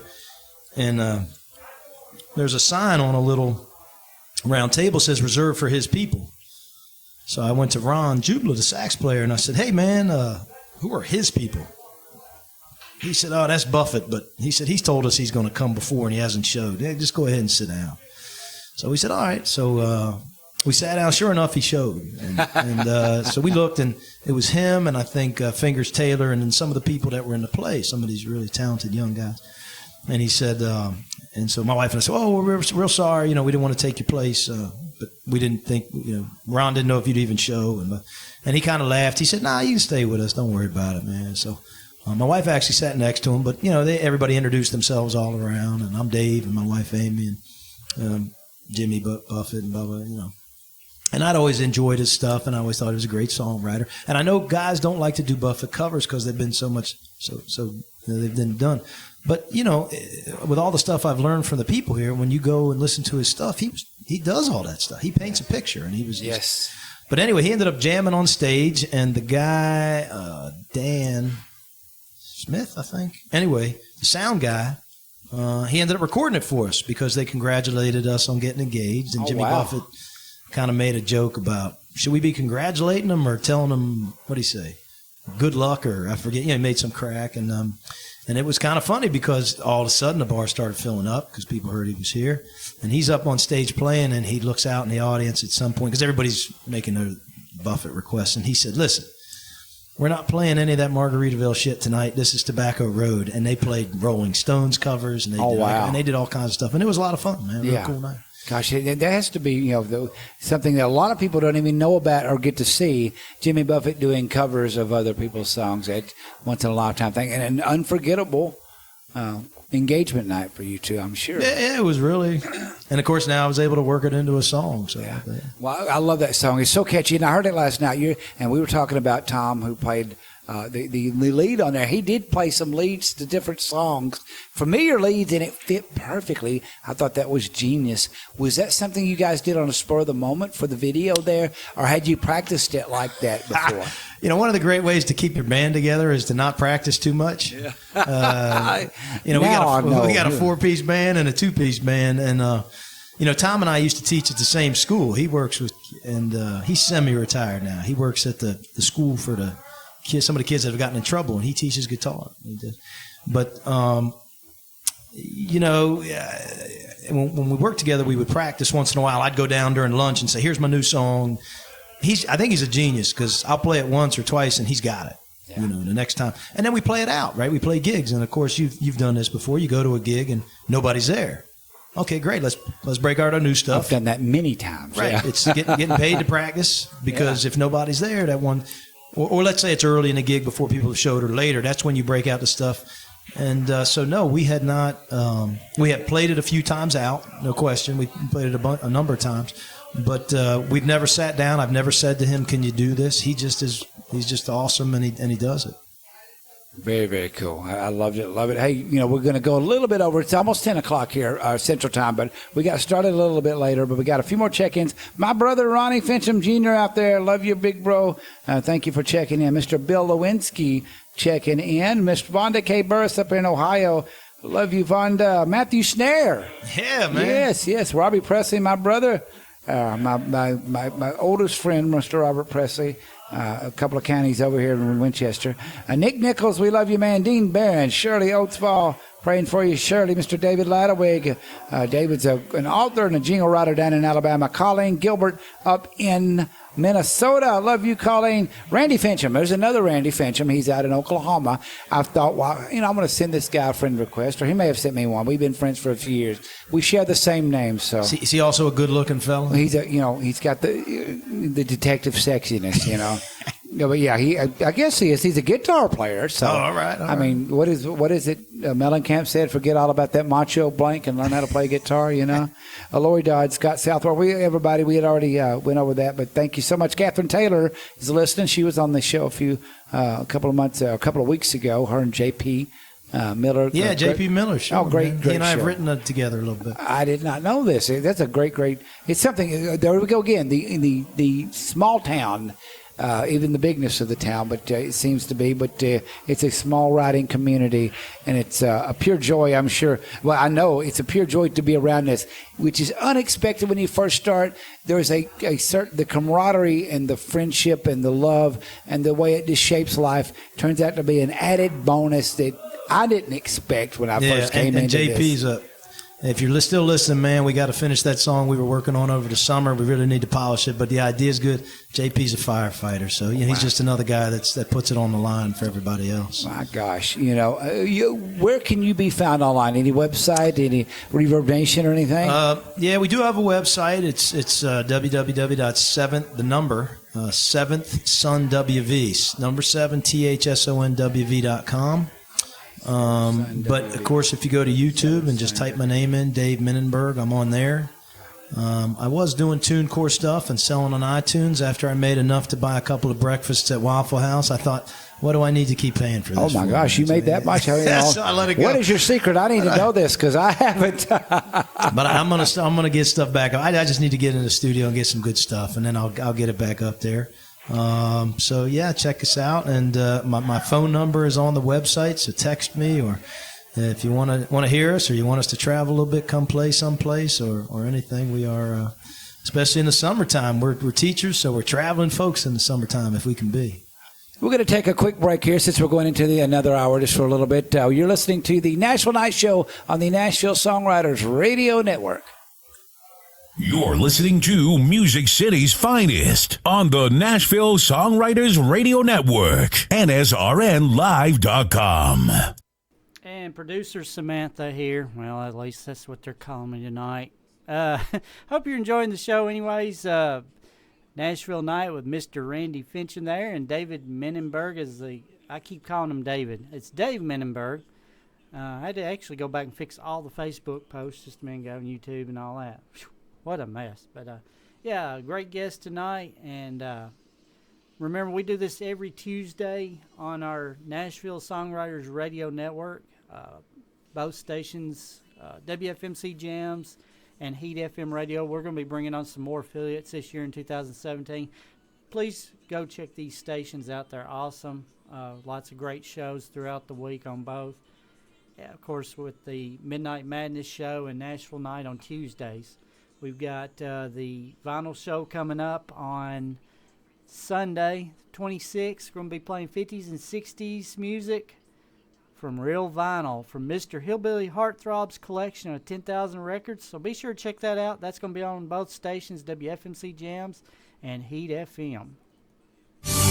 Back to more great music and interviews on Nashville Night. We're going over. We do this from time to time, and then producer Brian, thank you for allowing us to do that. Mr. Chris Cataldo up at heatfmradio.com. Thank you guys for letting us go over a little bit later here because we got a cool guest we got to go over. We just cannot cut it short. You were talking about off the air the Seventh Son name that you need to come up with. I thought that was an interesting. It was catchy. It stayed in my mind. I thought, what was the origin of that? The Seventh Son, WV. Well, if you look, the old blues that the seventh of seventh son sort of has it's kind of mystical, but it's an old Willie Dixon song, and we always used to open with it when we first started playing. Tom Briner and I, and then the whole band. Actually, his wife Kelly Briner is a classically trained cellist, and she's our bass player, and then Phil Truitt's a drummer. And so we would always open with, it's a Willie Dixon song, and it was kind of it would really get everybody's attention. You start to, everybody talking about that seventh son, and so people kind of pay attention. And the first gig we had, it never occurred to me that we should have had a band name. And the lady said, well, what am I going to put on the marquee? And I said, well, I don't know, Dave and Tom. I love it. So I thought, well, that's not going to go well. So I said, we always play that song. And I said, how about Seventh Son? And so that's what she put on there. And it turned out when we went to get the website, there was some other band in Michigan that was like a heavy metal band. Because I think there's an old Judas Priest song that does something with there's that. Actually an Iron Maiden album. Or maybe it's Iron Maiden. Yeah, Seventh Son of a Seventh Son, And Yeah. I used to have that record, and along with the T-shirt. But gosh, I could see you guys doing a country twist on that, which would really be cool. You could have the Iron Maiden Eddie, with a cowboy hat on and a straw. I would love that. Yeah, well, yeah. How dare they put a stop to that? Work that up somehow. Wow. So anyway, we added the WV to make us a little unique, and yeah, man, that's how it was. Very cool. Hey, how about let's try to get 2 songs in. One song, and then after that, I want to know what your schedule's like tomorrow, because that's what fascinates me. I talked to David Graham about, how does your day go? Because we can learn a lot from each other about the usage of time in this, because there's so many different. I tell you what, we'll talk about that before we go to this song. There's so many different things in this songwriting thing. There's the love of the craft, there's the co-writing, there's the lyric sheets, there's the registering and all this stuff, but there's so many people that and I still got to learn more about the pitching aspect of it too, but we can learn how to do things and touch on everything we need to touch on the songwriting journey by asking each other. That, like David was telling me earlier, like you were telling me, before you get into the other song here, what is your day looking like from here? Is it going to be a short night of sleep or a no night of sleep once you get back to Mr. Carroll's place up there north of Nashville? What does tomorrow look like on your marathon trip to Nashville? Yeah, I'll get up and I'll be entering that MAB world from Mark Allen Barnett. And actually I have 2 songs that he and I worked on. And I've been kind of, I've been sort of trying to polish those up, and so I'll head over in the morning and see Mark Allen. And again, I can't say enough about him. If anybody's new here, or even if you've been here a year and a half, 2, and you don't feel like you're going anywhere, look him up online. It's a MAB world, M-A-B as in boy, Mark Allen Barnett, and set up yourself a tour. A lot of folks have worked with him, and they've gone on and done all kinds of things, but I'll work with him most of the day, and then we're going to head over to see Sam Cooper at Bobby's Idle Hour. Yes. And I think Mark Allen might even be, I'm not sure if he's playing there or not, but come on out and see what we got. And if you want to meet and say hi, or you like what you hear tonight and you want to write a little bit, come on out and check us out. I'll be playing there at 5:30. Awesome. And then I'll stick around, and then I may go over to the Maxwell House to see. I met Lee Rascone last year. Yeah, he is amazing. He is a Nashville treasure. Played bass for George Jones. They're doing a documentary about him, and I got to shoot a little part, a segment, which I'm big time honored to do. But I found out things about Lee, and I've known Lee as Lee Rascone, Writers Night host for years. I didn't know he played with George Jones and had these Tex Ritter cuts and all this stuff. And that's the beauty. What are the cool things of Nashville? One of the questions I was going to ask you too, but you did go to Tin Pan South your first night here. Have you had those moments where you're standing here talking to somebody just like we would all talk, and then they get up here and they play this hit song that you've heard your whole life or for many years, and it just kind of floors you? Hey, wow. This person that wrote this song, this monster hit, just a kind of just normal person, just like me. That's one of the beautiful things I've found out about Nashville. You can talk to somebody who's wrote a big monster Tim McGraw song, and they're just as normal as all of us. That was my first night here. I mean, I heard Joey Scott. She was up there. Roger, I'd like to teach the world to sing. Would that Roger Murrah? Would that be Murrah? I can't remember. Springer, I guess. That might be right. But he was up there. And then, of course, I like I said, not only did I meet Steve Cropper, but we ended up chatting for like 10 or 15 minutes. He was telling me about his trip to the Poconos, skiing, his car collect. I mean, we were just talking like, I'd talk to anybody else at the bar. And, in the back of my head, I'm thinking, gee, the songs this guy wrote and all that. And I didn't want to take a picture because I didn't want to be rude or anything. And then I think it was Mark Allen's like, get your picture taken with him. I'm like, all right, thanks, man. I would be modest. He is right. Get your picture taken with him. Most of the time, they're glad to do it. As a matter of fact, every single time I've had them, they will take a picture with you. Actually, Randy, me and you talked about actually taking the pictures of the artists that are here and then actually hanging those on the wall. I would love that. Gosh, we got so many of them, which brings to mind, we have a Nashville Night Facebook page. Speaking of, where'd you get that picture of me on your? It was somebody had taken it of you when you played up in Virginia. Was it one of the wineries up there? You said you played a lot of wineries. Oh, you took it somewhere else. Yeah. So it was off your page. Somebody else had taken. So, man, I love it.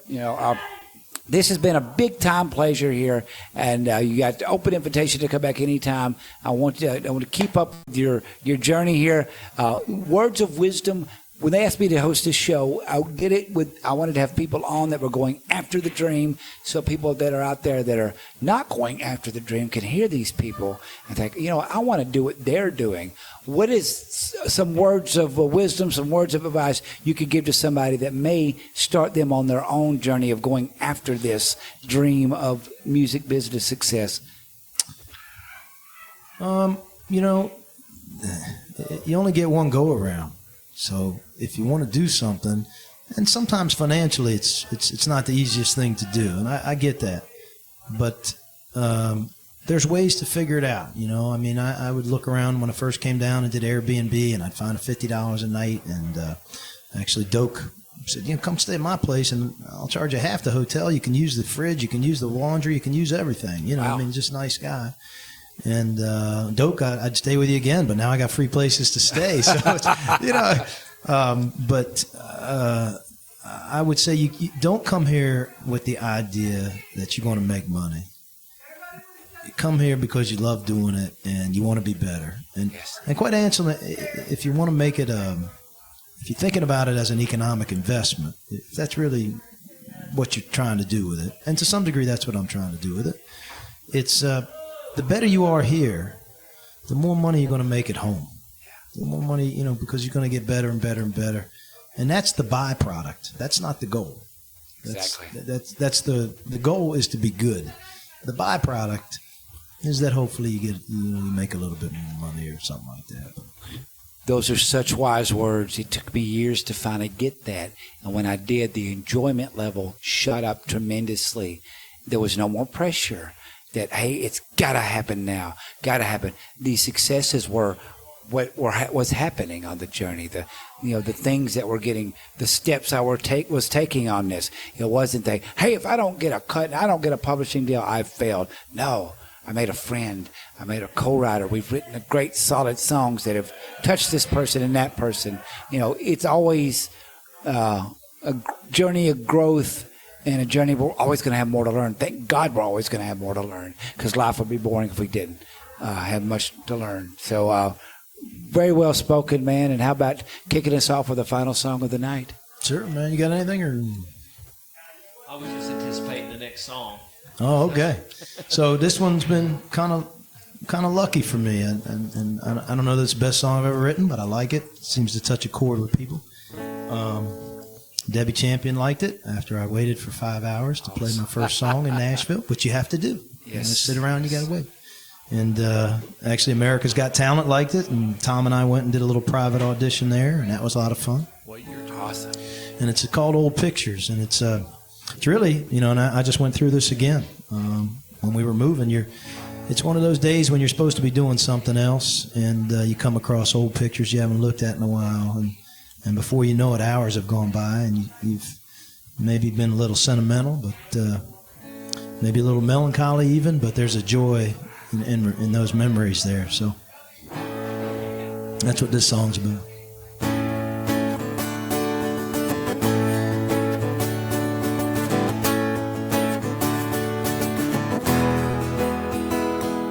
I was cleaning out the attic not so long ago.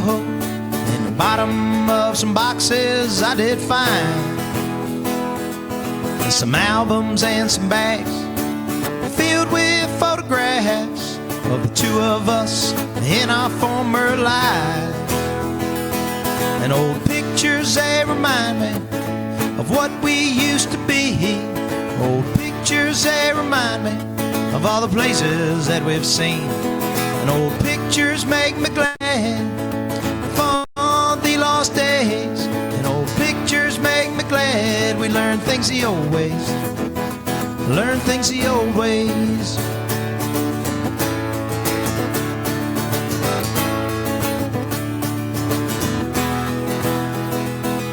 And I stared hard at the image, looking back at me. A young man was laughing, floating on life's breeze.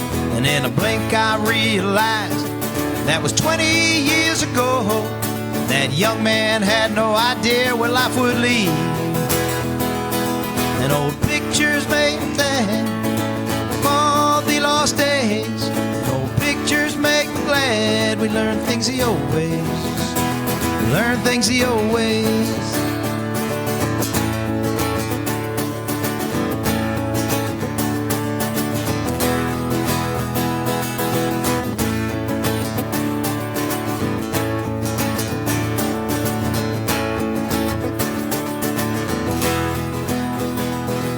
Well, the next thing that I saw, a dark-haired young girl, so full of beauty and of life. And I held that picture close, and a tear welled in my eye. And then a lump filled up my throat. And old pictures remind me of what we used to be. And old pictures, they remind me of all the places that we've seen. And old pictures make me sad for the lost days. Old pictures make me glad we learned things the old ways. Learn things the old ways. Learn things the old ways. Learn things the old ways.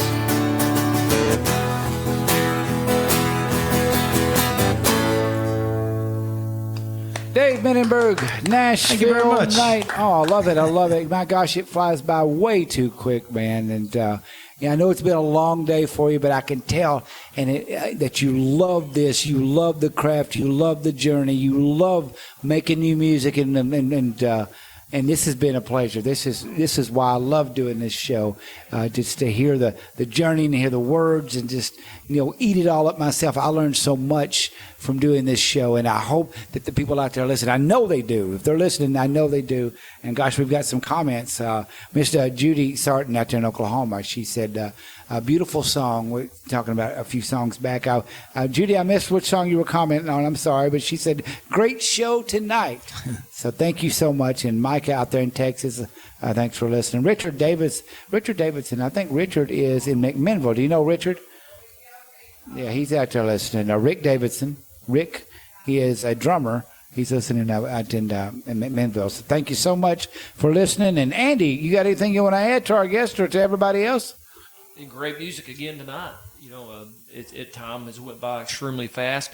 I was inspired, your comments earlier about you waited for so long to finally get on stage with that one song. And that gave me a thought for a next co-write, Wait Your Turn. And we could write a song about the songwriters with that one song that we're waiting to display. They say every journey begins with a step, and that was the step that put you on this one. Now you're coming back and forth to Nashville every few months, and you're writing with a whole lot of people. And my gosh, it's the excitement of this journey. If we look at it the right way, we never know. It could always be right around the corner. Things can change over freaking night, and that's good. That is good. Some people get down, some people get down. But you keep thinking, keep pushing ahead, thinking it's right around the corner, and it can all hit at once. And you could be one of those 10-year overnight successes. Right. There are some people. Like they were overnight success. They were. And I want to applaud him because I'm a spouse of a teacher as well, and what he's doing is leading by examples, and teachers do that every day. And the mere fact that his students were listening lets you know that the character that he's expressing toward them in the classroom is rubbing off because he's leading the way for them right now. And by them listening and seeing that he's out, fulfilling a dream, going after it and not being afraid to do that, that is powerful. That's very powerful. And the seeds that are being planted, they're going to come back one day. And who knows, the very kid that he's teaching in a classroom might do a co-write with him, and they may end up making a success. You never know. They may come back and say, you inspired me, and now look, but I'm going to end it on that. Your music's inspired me tonight. This has been great. All right, thank you, man. I appreciate it. And my two new friends, Andy and Randy. Everything that John Carroll said and more. So well, we love John. We love you, man, and keep it up. And you please come back anytime. Chris Long, he does a little circuit when he comes by here every few months or so when he's coming down to town. So you're certainly welcome to do the same. And keep us updated on your journey. And what was that website? One more time where people can check you out. It's www.7thsonwv, the number 7, THSONWV.com. And you can always look me up on Facebook and friend me there. It's David Mininberg. There is actually another David Mininberg. Not in our book, there isn't. No, there's only one that we've met and that we know now. Yeah. And so you can always find me on Facebook and look me up, man. I'd love it. Well, definitely. Let's get another date on the books tonight, after here soon, and or maybe even tonight. And thank you so much for being on. This has been a fantastic show. It flew by once again, and thank you for coming all the way down here. I know you've done a lot of driving, a lot of riding. You've probably got music burned into your brain right now, which is a good and it's an exhausting thing. It is hard. It's work. I mean, it's very rewarding, but it does take a lot out of you with this creativity. And what a inspiration it is to do that and go after that. All it takes for a lot of people to get inspired to do the same is see one person doing it, and you're doing it, man. Thank you so much. Mark and Cynthia Irish, thank y'all for letting us put on this show. We love Tuesday nights at the Last Chance Saloon, and everybody get over here and check it out. Find them on Facebook, Last Chance Saloon, 8144 McMinnville Highway, right here in Morrison, Tennessee. About an hour south of Nashville, the Music City. Gosh, this whole area is just fertile with musically rich ground, as I've found out since I've been here. The lovely Rebecca at the bar, thank you for doing a great job tonight. Producer Brian, you are a genius in so many ways. I'd give you a big hug if I was right there, man. Thank you for playing Samantha Fox. That's awesome. And please don't hold that against me, Dave. It just fell in line that night. It was nothing personal. It just you were just here, so thank you for that. Chris Cataldo up in New York City, got to talk to you on Facebook last Saturday. Thank you, man. And I guess you're out of the snow you were telling me about last time. Thank y'all for letting me go over here. Andy Parton, you kick butt. We love you, brother. Thank you, brother, for allowing me to radio show, and this is a great experience for me, just being here and being around the people that make this radio show what it is. The artists, the stories, the building blocks for our lives, because music inspires. It's storytelling. It's about who we are, and as Americans as a whole, because we all have a story to share. And thank God we're able to express ourselves through music here at Last Chance Saloon. So thanks for listening, Nashville. And those that are out of the country, tune in to Heat FM Radio, Nashville Nights with Randy Fincham and Andy Parton as a co-host. WFMC Jams. And WFMC Jams. Yes. Good night, folks. Yeah, good night, everybody. For everybody here at the Last Chance Saloon, we're going to sign off. It's Randy Fincham for Andy Parton, Andy Parton for Randy Fincham, and for our special guest, Mr. Dave Mininberg. Great show. Thank you, John Carroll. Love y'all. Good night, everybody. All righty, guys. Y'all have a good night. Thanks again, Mr. Randy Fincham and Andy Parton. Another great show tonight. And if you enjoyed this, be sure to go over and do several things. Check these artists' pages out. David Mininberg on Facebook and his website. Go over there and like them. Like our station. WFMCjams.com. And, all right. Got 3 things going here. Righty, there we go. Had WFMC Jams and Heat FM, which is we just went back to normal automation just now. A lot of great shows. We do this every Tuesday, the Nashville Night and Midnight Madness shows. Starts at 8 p.m. Eastern Time, so check it out every week. Great Nashville songwriters. And don't forget this Saturday, this Sunday we'll have the vinyl show. So lots going on, live stuff throughout the week. Check it out. We'll see you next time here. So you guys have a good rest of the night.